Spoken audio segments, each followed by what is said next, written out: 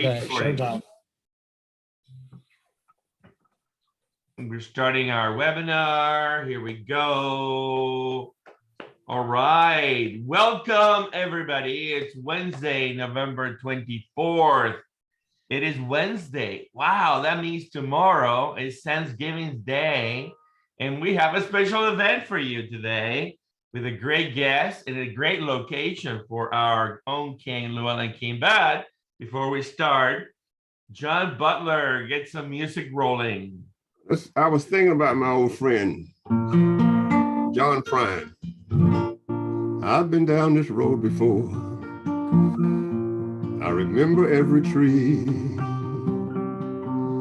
and every single blade of grass has a special meaning to me.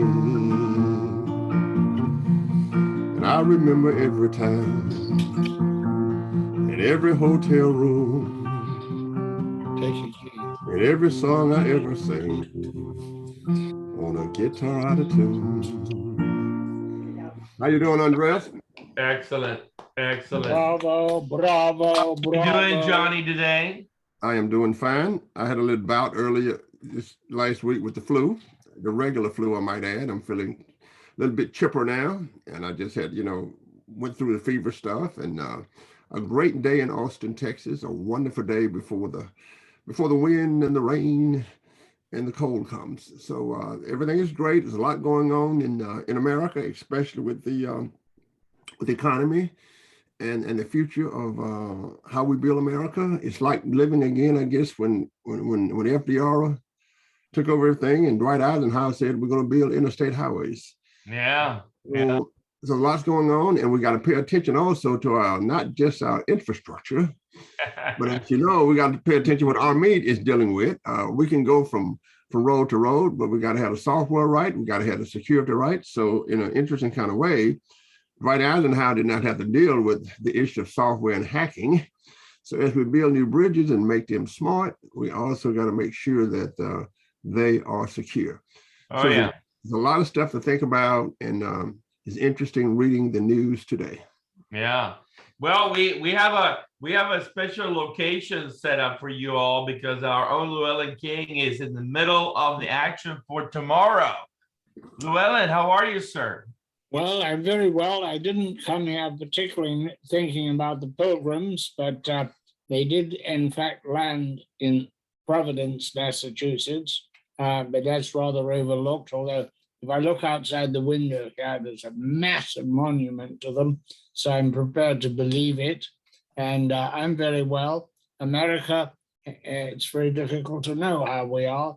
We have problems and we have huge opportunities. I find the idea that we're going to actually fix the infrastructure very, very exciting and encouraging and long, long overdue. You can't be a modern competitive country if you can't get to work because of the crowds, if you can't drive because of the bridges. There are people in 5-hour traffic jams today trying to get to their relatives for Thanksgiving. So we desperately need an infrastructure reset, and I think that's coming. I'm sure it'll be much criticized. I'm sure there'll be plenty of waste, plenty of boondoggles, but nonetheless, it's essential. And overall, we'll be very glad we did it. And the idea that we can't afford it is, I think, a foolish thing, because in reality, we can't afford not to do it. Mm-hmm. I agree totally. Let me say hello to Amir Sternhell. Amir, how are you, sir? Good afternoon, everyone. I am great to be here, Andres. Excellent. Well, we're delighted to have you. And for those of the listening and watching that don't know you, let me introduce you. You're the Chief Strategy Officer at Sertainty, and we'll hear more about that. But Sertainty is a company, as I understand it, that delivers a data security platform to create a competitive differentiator with customers and regulators who want more than promises about data privacy. You can actually establish and retain customer trust, take a sustainable approach to data privacy regulations, which many analysts deem super important as we move into the world of data as the new oil and the essence of our information and economy.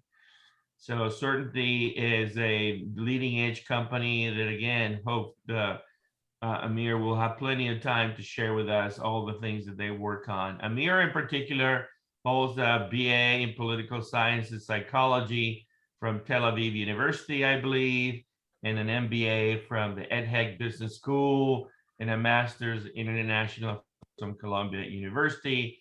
And I think, Amir, you are today in New York, are you? I am in New York.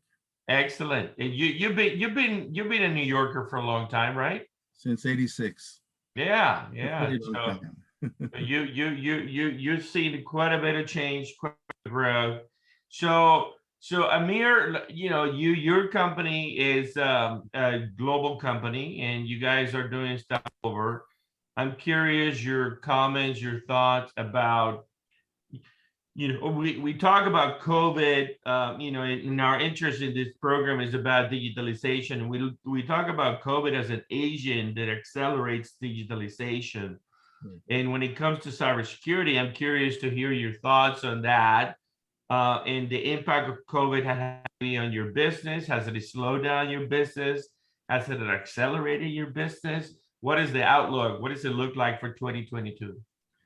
Well, truth of the matter is COVID has basically accelerated work that is remote.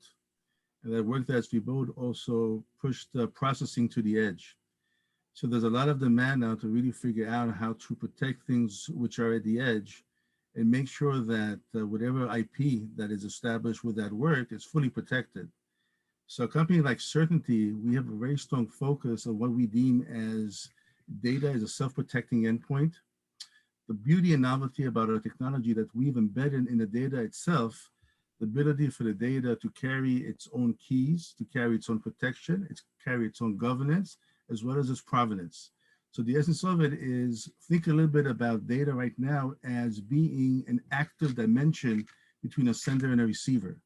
For the first time, what's breakthrough in our technology, we enable the data itself to act and react to its surroundings. So we're giving data the animation, we're giving the data the ability to be a dimension in the whole fabric that is cybersecurity oriented, but it's an independent object. It's not part of the OSI stack, it's an independent object. So moving forward into 2022, we have a lot of demand from companies who are looking for us to help them figure out GRC, which is governance, risk, and compliance, figure out obviously how they can create what I call data gravity, which means to create a line of sight into the data irrespective of which network is on or whatever the topology, as well as help the applications migrate to the data itself as opposed to the way that it is now, which is actually the opposite. So a lot of different things pertaining to PII, to privacy and compliance. The other piece is we also have a line of sight into 2022 through players like CIEDAR into the world of IT and OT, the full convergence. There we see data as kind of transient. We see data as a self-controlling sensor. And the beauty of it is once you're able to carry within the so-called data itself, within the construct, the ability to carry policies, to program policies, you can begin to figure out how to kind of take data from a sensor, at least from an environment, figure out how to take that into charted or uncharted territory, always having a line of sight of where the data is. So there's so many applications here that you can think about data chain of custody, data provenance. When you need to deal with forensics, you got to figure out how to make quicker situational behavior, how to make sure whatever the telemetry is, it's fully protected. So the essence of it, we are about a zero trust architecture. As we embedded everything in the data itself, you can get these things and you can begin to figure out predictive maintenance. You can figure out obviously a distributed environment using our technology. So we have a very strong line of sight, obviously, according to those two vectors moving into 2022. Excellent, excellent, guys.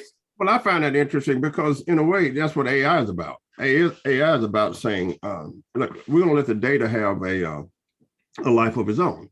And to the extent, as I like to talk on this show, when I talk to Andreas, when we talk in group, is that individuals also represent data. If I have a cell phone on me all the time, then I am a data point. I might be a human being in my eyes, but actually I am a data point.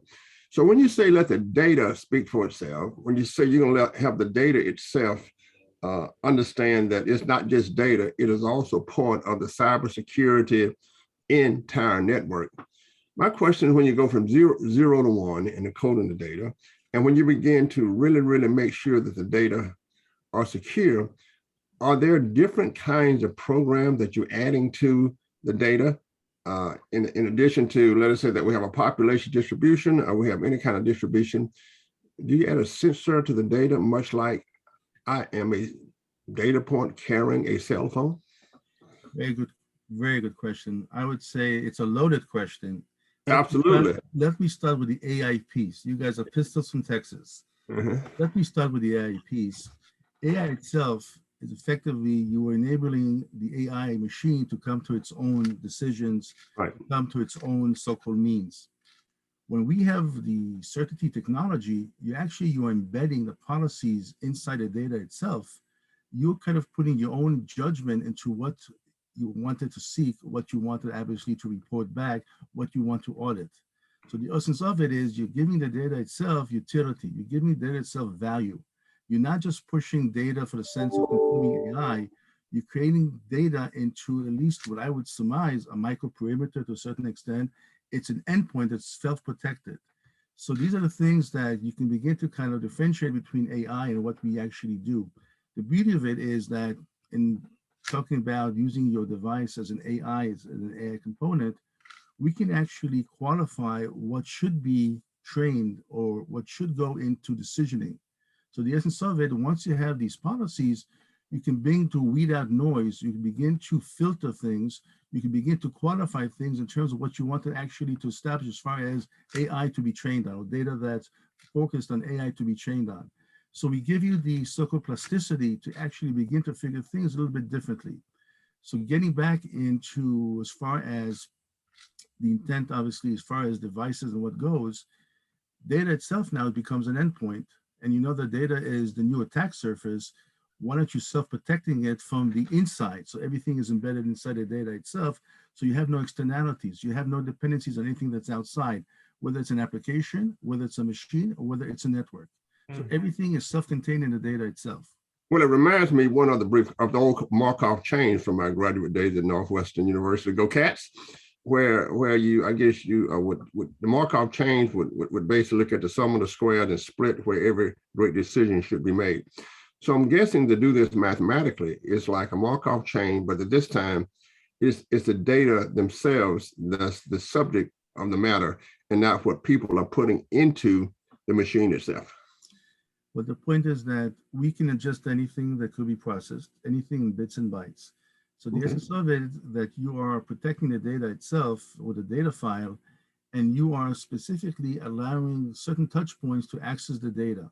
So it's called, there's some selectiveness to it, but you do that while the data is fully protected.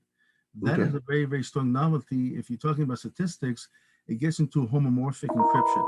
It gets into a homomorphic encryption, very, very light, but it gives you some of the attributes if you kind of want to kind of scope things from a mathematical perspective. Right. Thank you. Let me ask you, Amir, if I may, can you give me an example of who needs this and who uses it, either a theoretical one or a real one, a real corporation or a real institution that wants to embed intelligence in data? Very good. We've been in production for close to 5 years with a major fintech provider. They actually use our technology in the sense of they outsource billing and they allocate specific touch points to work on that billing. So ultimately, they reduce their OpEx, they have a robust workflow, and they have a line of sight at the customer at the end. All this because they have our technology embedded in the so-called robust workflow. So these are the things that we kind of work on. The military is looking at us to really factor as far as cross domains and interoperability.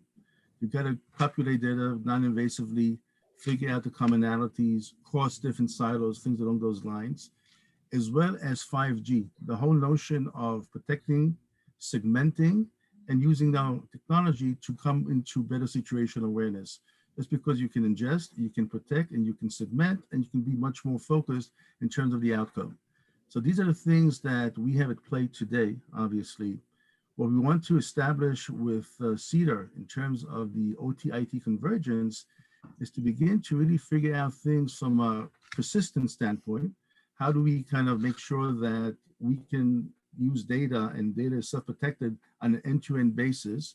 We can figure out obviously where to intervene. It's close to the sensor, wherever the machine becomes readable, everything becomes binary, and we can put our technology so you have a telemetry that's fully protected, whether it goes to charted or uncharted territory. You always have a line of sight, and you can use that for different means.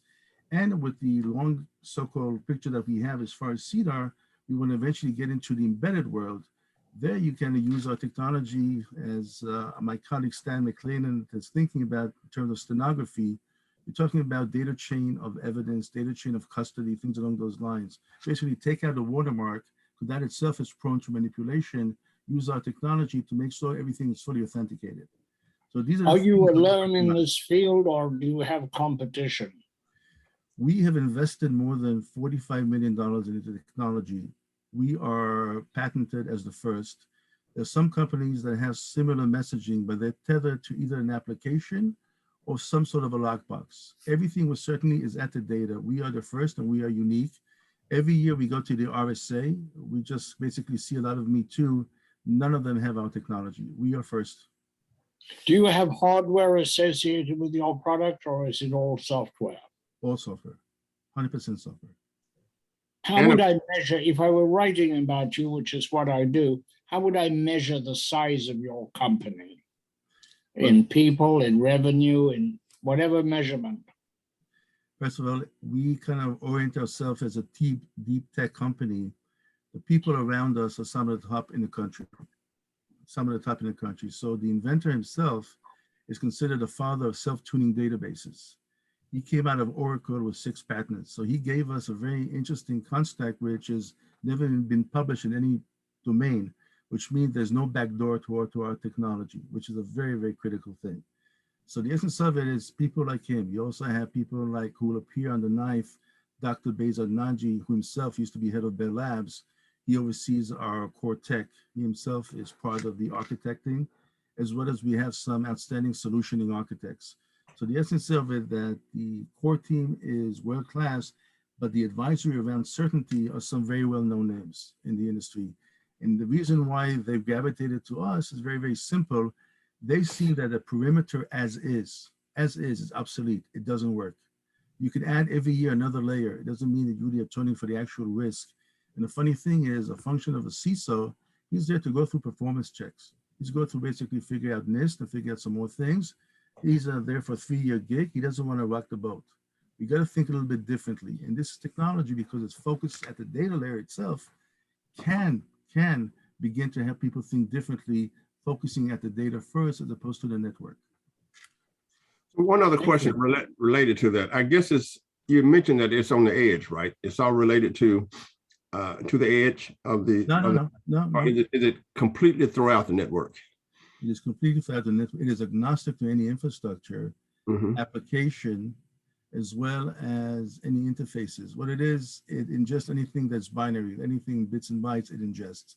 You can put it anywhere. It's serverless, as well as I said again, it's agnostic to infrastructure or applications. So it works with everything.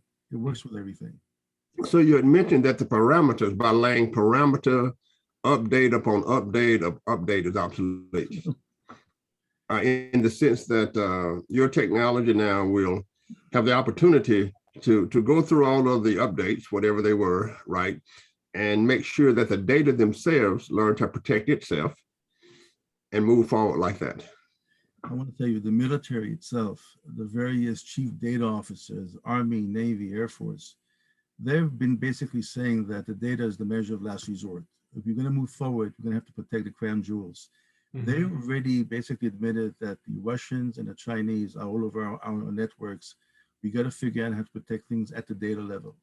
CISA and DISA, all of them are thinking about that everything will be about the data itself. It's how we protect the data. So the essence of it is what we are is very, very timely and moving forward, as Andrew said, in 2022, we have a demand for our technology with the various arms in the military to be assessed and to be actually put into at least their so-called sandboxes to see obviously interoperability, to see 5G. We have obviously demands from, I would say, critical infrastructure that itself is looking obviously to figure out how to come out of a legacy world, which is effectively what it is. You're talking about legacy, disparate systems, disparate security, everything's proprietary.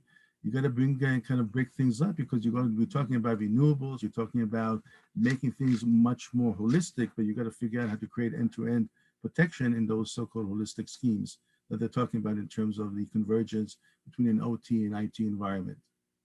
Okay, so let's go to a case study real fast. Let us say that I have an account at X store, and of course that X store has 19 million customers there, and their job is to protect our data. And so we're moving now to a commercial application to a large store that provides stuff for people online. They have a huge server, huge database now, huge cloud. And we know the issues they've had. So you walk into my office, and I'm the CEO of X large company that's selling everything in the world. And you tell me I can solve your problem. That is beyond a fully loaded because nobody can solve the problem. There's no silver bullet out there. However, go back to Target, Yes. go back to Equifax. The fallacy there is the human side, the social engineering. We are the ones who are the so-called fallacy. We're the ones who are gullible. So the essence of it is that once you have our data, the data itself goes through a trust cycle. Only a UXP reader, which is our core tech, can read our technology, which means that if there's anything in the middle, it negates it. It takes it out of the equation because the data contextualizes. It goes through a trust cycle that has three variables. One is environmental, one is time, and the last one is us, behavioral. Are you allowed to be in this place? Are you allowed to do this? So the essence of it, we can begin to mitigate. We can begin to think things very, very smartly. In addition to that, we also have the ability now to take whatever is in storage and provide at least a line of sight into what the compliance or whatever you need to. So sometimes if there are consumer laws, maybe it's best to shred things or to basically destroy things. So you're not going to give the so-called the perpetrator the breadcrumbs again to come in and redo it again and again. Because when you have a breach, the likelihood of a recurrence is beyond 60%. These are the things that we can begin to mitigate. So if your CEO is very, very smart, he will say, I will think, let's kind of take some sort of, whether it's evergreen, let's figure out this so-called store, or let's go speak to my CIO and my chief data officer. Maybe we can leapfrog here, because if you guys can do what you say, maybe now you'll have different ways to figure and help us monetize the data itself in terms of a consumer perspective. So you're not talking about protection, you're also talking about monetization, because you're giving the data itself some life cycle and you give it some utility. So it could be part of the monetization schemes too. So again, if you put me in front of the CEO of Target as well, and I am in front of major CEOs, they are saying, well, why didn't we not hear about this before? So you guys are locked down into whatever the CISOs are basically working. Their construct is very, very conservative. It's very difficult to put something that's truly innovative. We like to see that as reinforcing. But if you think about what I've said, we've actually decomposed the attributes of a perimeter into a microperimeter. And that's going to be an independent object in whatever stack you have. So that itself, obviously, is another means to protect. And that protection has no backdoors to it. I like that. So let me hold on, Johnny, because I wanna try to go make sense of this for those listening. So data has a payload, right? And so it comes in the network and it has a size. So say I write a file, right? Or we're reading one of Llewelyn's articles. Say that article happens to be 50 kilobytes. And this is a hypothetical, so help me walk through it. So you talk about the fact that you are encrypting the data itself, that you are I'm assuming using the same standards, X509, FIPS 140, AES. But 256 you're doing that at the data level. It's 256 AES, but we also have beans to hash. We go beyond 256 AES. Yeah, so It goes beyond this. You can do SHA-2 or HMAC, or you could do BBK, DF2, or things like that. But I'm trying to understand. So if I write a file for 50K kilobytes, and I use your technology, do I encrypt just the file itself, or do I encrypt every word? So say, for example, that file was a confidential file by the government standards. Could I encrypt every letter in that file? You could encrypt. We have a thing as far as nesting, an object and an object. You can do that. However, the beauty of it is the whole data file itself is fully protected, and you can figure out what you want to select. So you have that plasticity to do that. You have that. Now, I'm just curious how it works. We are not a token. We're not Right. a token. We're not a token. We're much more robust than a token. That's 100% there. But the point is that the footprint that we actually put together in a data file is no bigger than 50 kilobytes. That's actually funny that you said 50 kilobytes. Yeah, well, I think the key here is it's a time variable and the T-1 variable. So you mentioned environment, you mentioned time, and you mentioned behavior. And basically you said, if I have a huge data set, then the T variable, the time variable, or the T-1 variable before that time was that time, becomes part of the equation.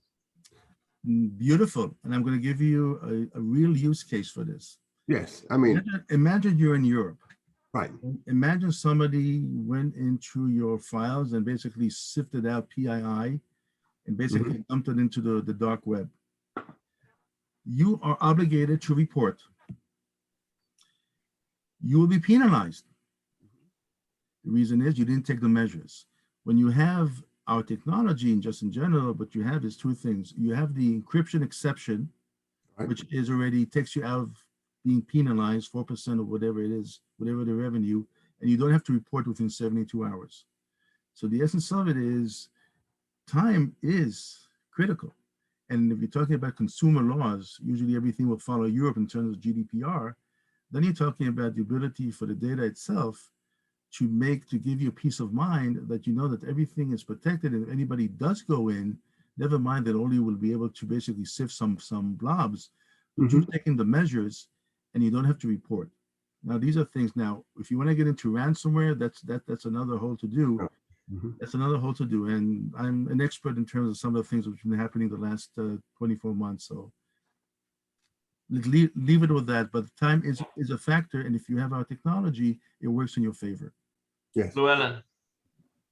As somebody who works in the world of data, one of the concerns the public has, of course, is about privacy. And are we losing it?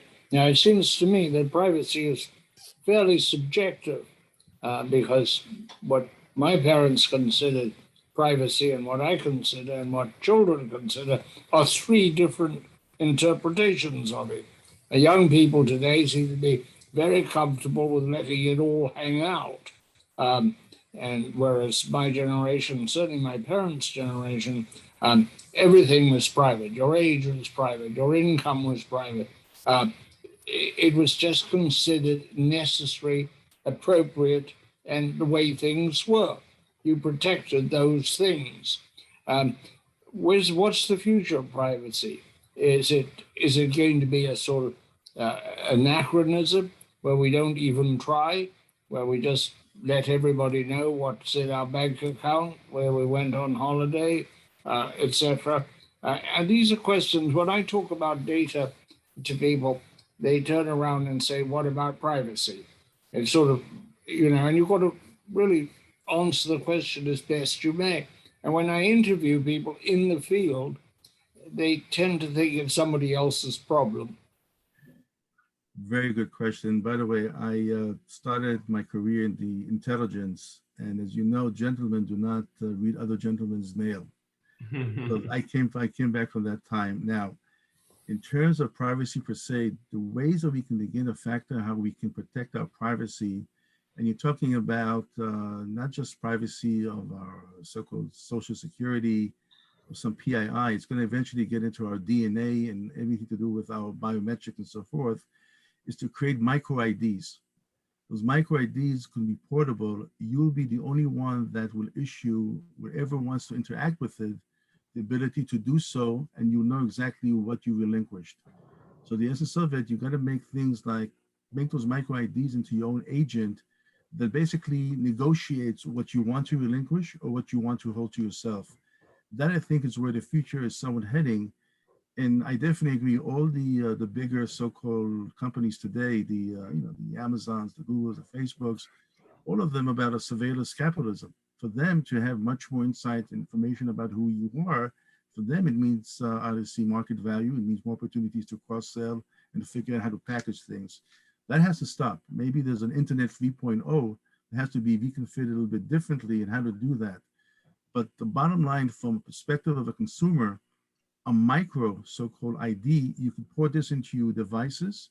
You can whatever it is, it will be up to you to relinquish what you want, and you will be told basically what you did relinquish if you gave obviously your acquiescence to it. So there is a way to counter certain things. There is technology that would counter such a thing, but the essence of it is that this administration has to be much more, or at least any administration has to be much more proactive on how it protects. And if you go back into the way that we did our banking industry in the late teens and 20s, as far as kind of rethinking a little bit about all the monopoly that was going on, you have to really eventually figure out who is the real monopolist today over our data and our personal information, and figure out how to kind of tone down the so-called surveillance capitalism, which we are right now today. And it's also a reaction to what's happening in China. They're more or less about command and control. They've morphed from socialism to a command and control economy. So you got to figure out how to play in that arena as well. You got to figure out how to become big and really, really big in that arena. So a lot of different variables, but ultimately, if you have the ability to have your own micro ID that'll act as an agent, you can port it over on different platforms and relinquish whatever you want to relinquish. If I understood you correctly, the individual is going to have to be proactive to defend their privacy. That's part and parcel of how to get obviously a class, obviously that has interest, but technology itself will be able to do so. I think technology will be by their side, because we are heading into a world that, everything is so open. You got to figure out how technology can help mitigate what you do relinquish. So most individuals do not realize when they are surrendering their privacy. They go on the net because they want to buy a pair of shoes, and suddenly they realize the whole world knows they need shoes. You go on the net and make an inquiry about a medicine that you are taking, suddenly you get all sorts of advertisements for various other compounds, which means that your privacy has been blown wide open, and the fact that you might be suffering from X disease is known to everyone, and that makes you vulnerable. The more that is known about you, the greater your vulnerability to anybody who wants to exploit it for some reason, whether it's in employment or whether it's in social contact. These are serious issues that people surrender, and I do it all the time, surrender my privacy without realizing what I'm doing. I'm not a naturally either a cautious person. I'm a journalist. I don't think everybody should know everything, except I don't think everybody should know if I have a disease. I don't think they should know my DNA. And there really isn't enough, in my view, attention by the data industry to the violation of privacy. It's sort of, if you say it's the government's responsibility, that is rather dodging the bullet, isn't it? Yeah, I think also, let me comment on also. I think also underlying this conversation is the reality of world affairs. I was a professor at the University of Beijing. I taught in China, and we see the world fundamentally different. You're right. We are facing a command and control kind of economy where individuals themselves really, really depend upon the government for X, Y, and Z. That is, if I'm an entrepreneur, as I told my students in China, then I know I have to deal with the Communist Party at some time in the future. What we have in the situation is data flowing throughout the world. We have different kinds of governments. In America, we want to cherish our ability of liberty to own our data. And the Chinese can make decisions on a dime because of the command and control. We have to debate those decisions. So I think what the question is, from a geopolitical science point of view, is what does this mean for the future of business in America? How we control the movement of enterprise in America? Yeah. What does it mean for having two worldviews of the place of the individual in China versus the place of the individual in America? And how would that impact our strategy, Amir, for what we call cyber security? And I think we've got to stop looking inside the context of America, because right now I could be the CIA with my computer. Mm-hmm. I can do command and control. I could put false information out there. I could create revolutions. So we have a sense of that somebody has to take control of the data. But the problem is you have two worldviews out there about what the data should be. One individualistic, American, and the other collectivist, right? Mm-hmm. So I mean, how do you comment on that if you were to solve that interesting problem?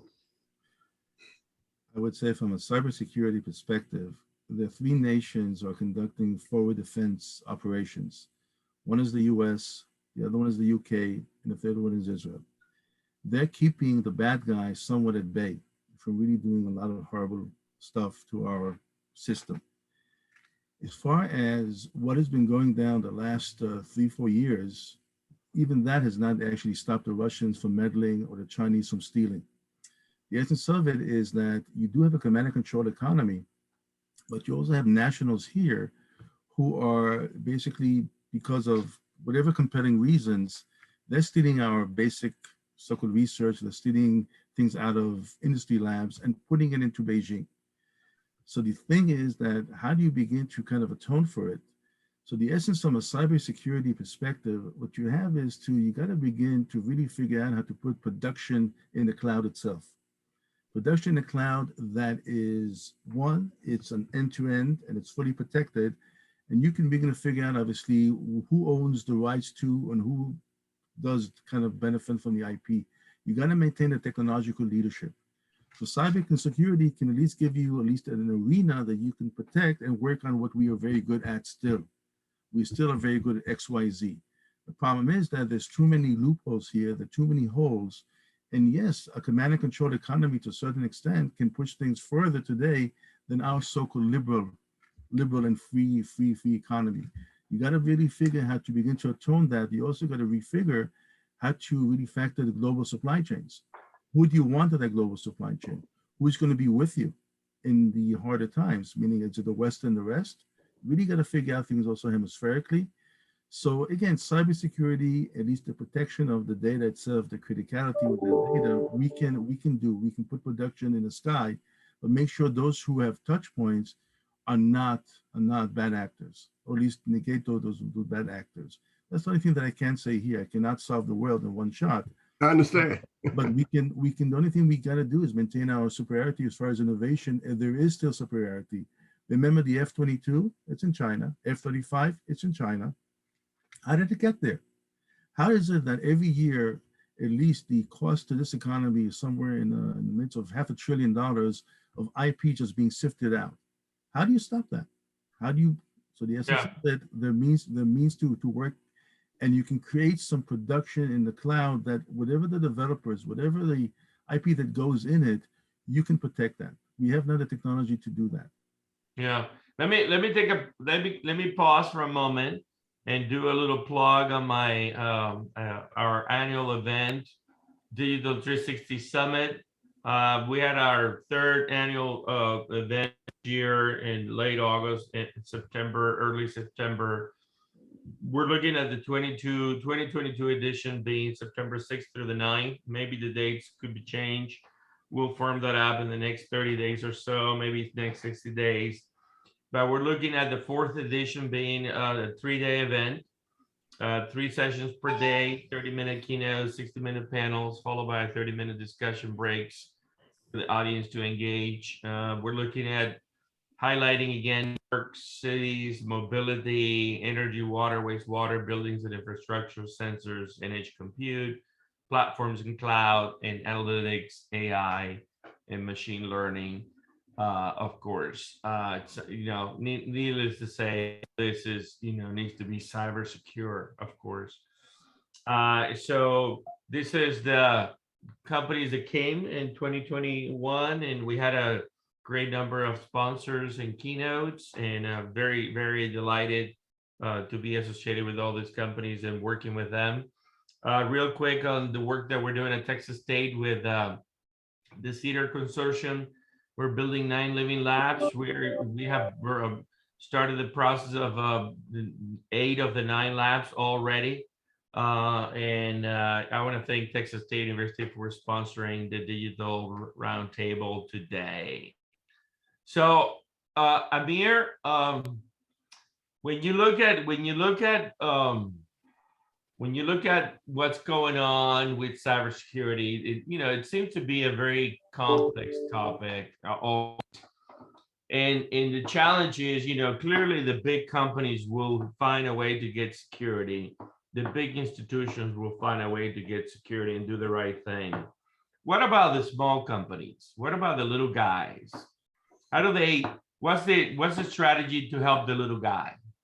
This is where, John, when you spoke about AI, there's a lot of tools out there and platforms which are basically out of the box. So you can create the ability to have companies use AI to begin to figure out what has been exposed, what could be remediated, and things along those lines. So there's a way to detect and respond using AI, and it really works better for smaller entities. And there's a lot of software as a service type of companies that do provide this.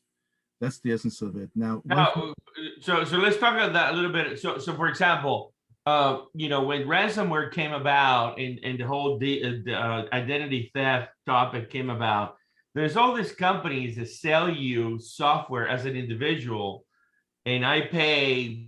They have I forget the name of them, lock whatever, they have a policy for $1 million. And so is that where we're heading?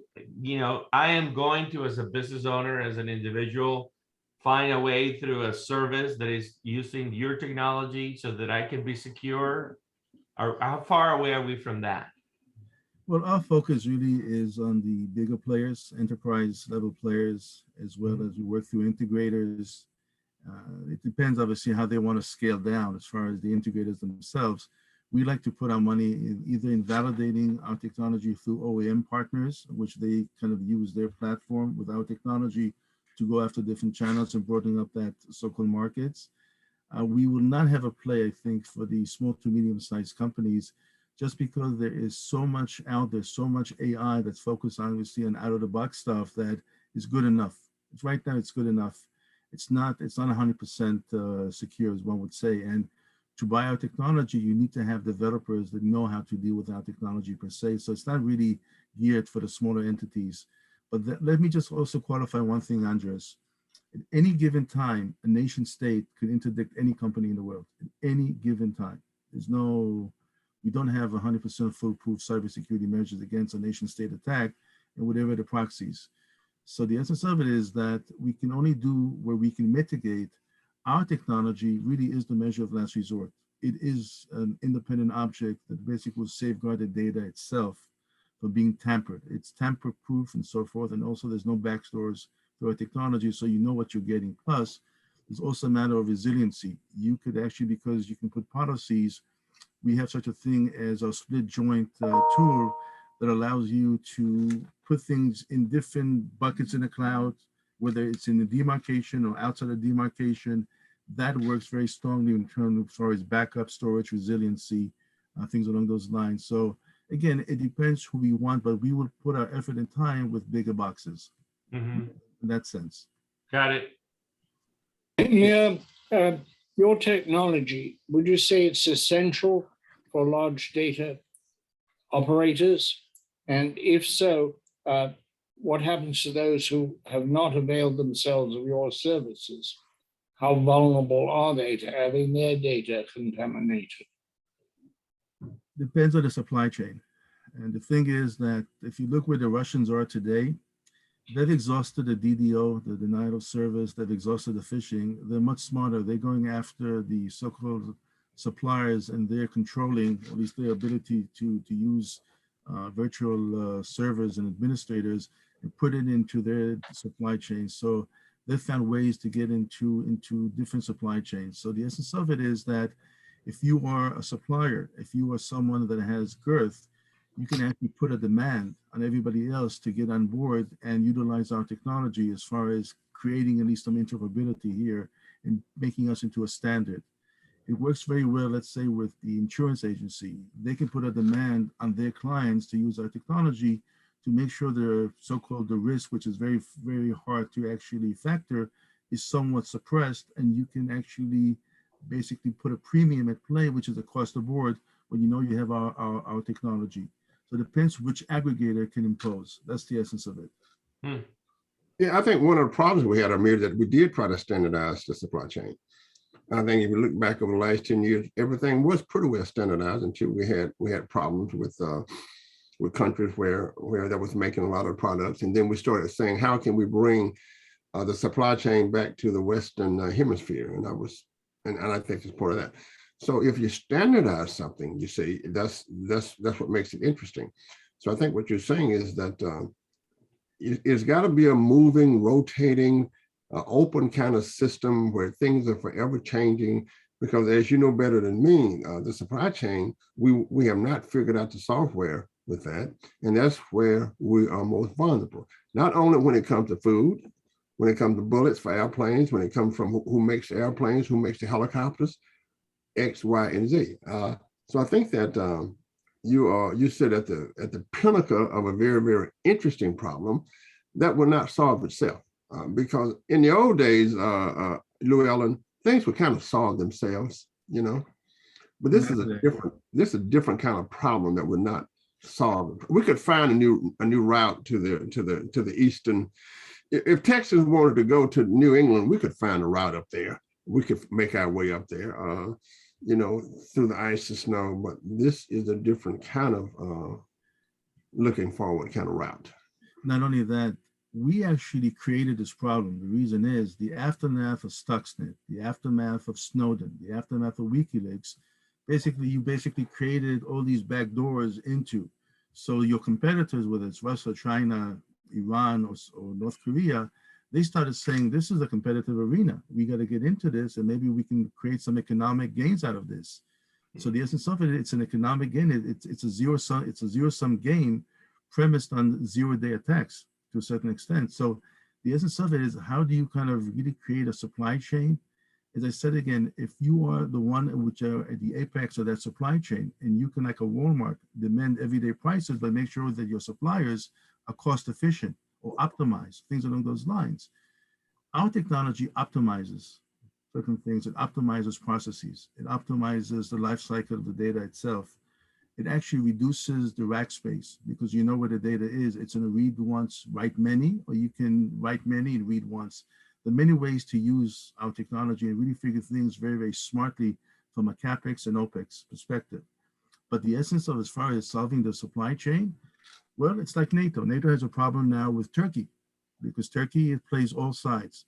Well, you got to like some applied materials that have fabrications in so-called in China. How do you circumvent that? So they got to figure a little bit how to create zones and how to regionalize things as well, or put things in a hemispheric basis too. So there's going to be a reset to some of the supply chains, that's for sure. Yeah.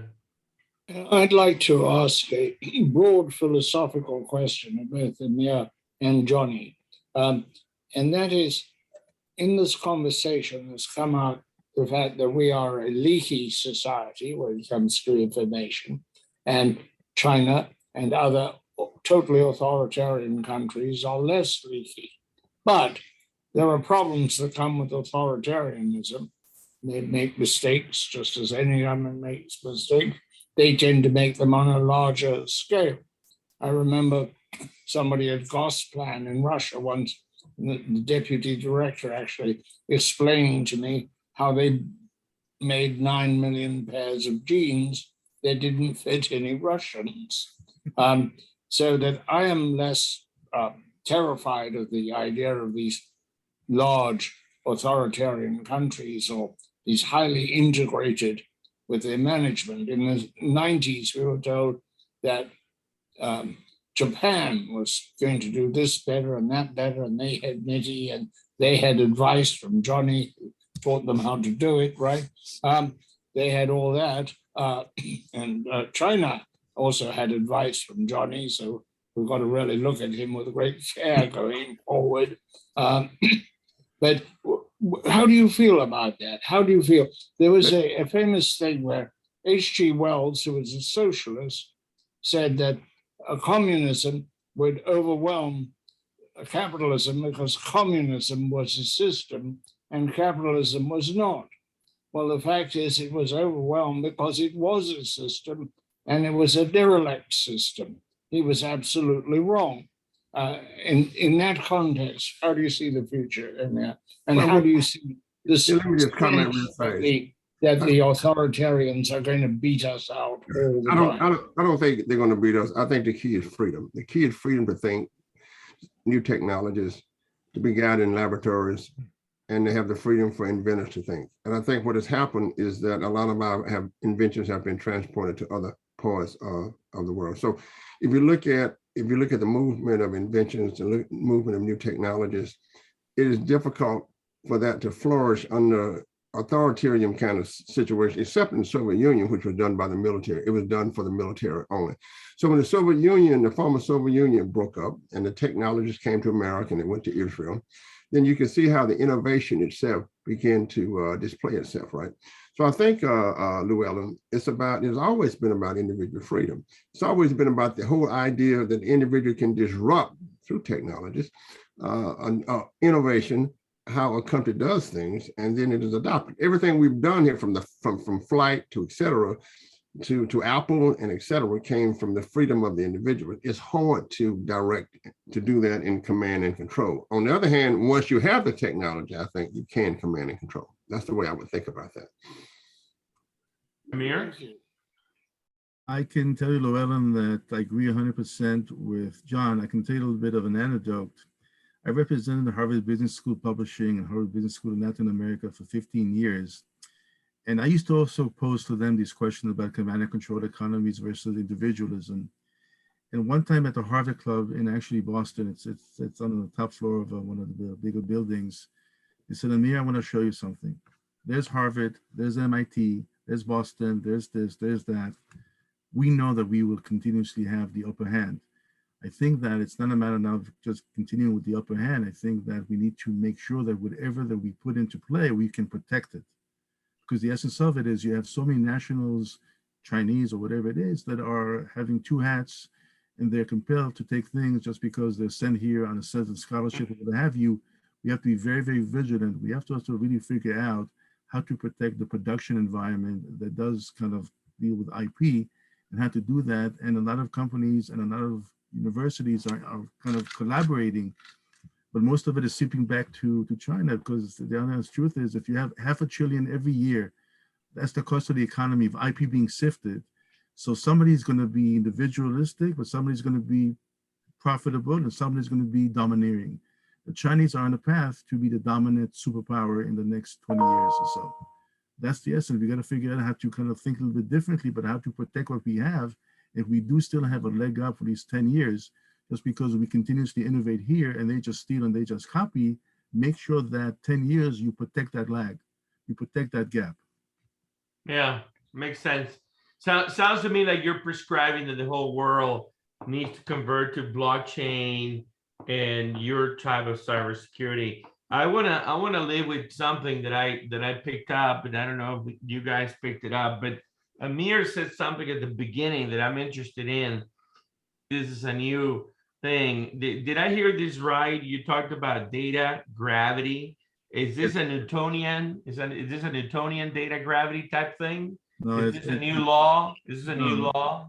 Well, it's an industry nomenclature. If you can protect the data, you can get the applications to come to the data. So it means now you're making data centric, as opposed to having data go to the application and be applied through the application. Now the data itself is core and it's protected. You can bring the application closer, which means you can work with containers more. It means you can figure out things more in the cloud. It means that you have the ability and flexibility to really figure out different topographies. But one thing I also want to kind of comment as far as blockchain is not distributed. It is every block, you work out the encryption, you work out the consensus algorithm, and you create another block. So it's one way. It's not bi-directional, which means there's so many off-chain stuff that you still need to solve, and all this basically is a drain on power and consumption like nobody's business. So that's something that we solve as well, because you can take all the off-chain stuff, whether it's legalese or what have you, whatever it's a smart contract or what have you, and you can kind of offset the drain that the blockchain itself poses on the specific so-called transaction. A lot of things to figure out. This is why I love being part of the CIEDAR world. This is part of the canvas. Yeah. Can I ask a last question? Yes, please. Amir, I was interested when you said that post-Stuxnet, we had this interest in backdoors and opened basically a tremendous vulnerability in operating technologies.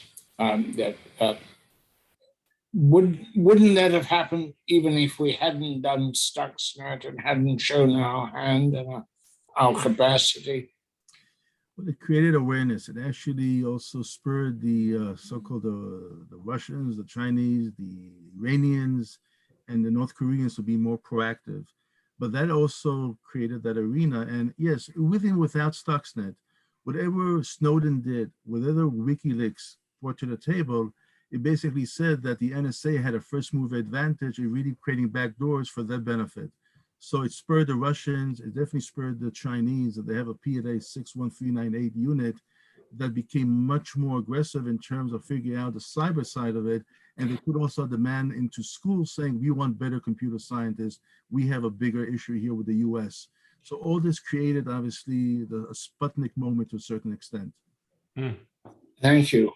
And you know, we have these dynamics going on between the freedom of flow between America students and I ran the Fulbright for George W. Bush. I was on the Fulbright committee. I was in charge of all of the scholarships. I went to different countries and et cetera. So I think that if we look at what's happening, and when you say we really need to understand who owns what, I think that's very, very important. There's nothing with licensing technologies. There's nothing wrong with saying, may I license your technology or am I a partner with your technology? But as you know better than me, the technologies that we now have that people don't know about, you know, they're off the scale. And what's going on in military organizations in technology, I think is also off the scale. So again, I think it is a worldwide phenomenon. And I think that jockeying for who would be the world power, to me, that's all military. You know, I'm a military guy myself, and my question is, okay, who has the best bomb at the end of the day? So I think that, but these questions are all very, very interesting, but they are interesting times that we're living in, but they always have been interesting times that we lived in. Absolutely. We wish we could speak forever. Amir, parting thoughts, any last wisdom for us? I would say that stay tuned. Certainty in 2022, and more importantly, certainty inside CIEDAR 2022. I know that's right. Excellent. Look forward to it. Well, thank you very much, Amir. You're a very brilliant and interesting person. Well, thank you very much. Right. Johnny, take us away. Well, let's finish old John Prime, you know. And I remember everything, things I can't forget. The way you turned and smiled on me the first night that we met. And I remember every night your ocean eyes of blue. How I miss you in the morning light, like the roses, Mr. Dew. I've been down this road before, as lonely as can be. Try not to let my past come slipping up on me. Got no future in my memories. Regrets, I had a few. Sometimes a little tenderness was all that I could do. And I remember everything, things I can't forget. Butterflies in swimming pools that slip right through the net. And I remember every night, the ocean eyes are blue. How I miss you in the morning light, like the roses miss the dew. Goodbye to John Prime. You know, Bravo. we lost John Prime this year. That was he brought me through Vietnam with his song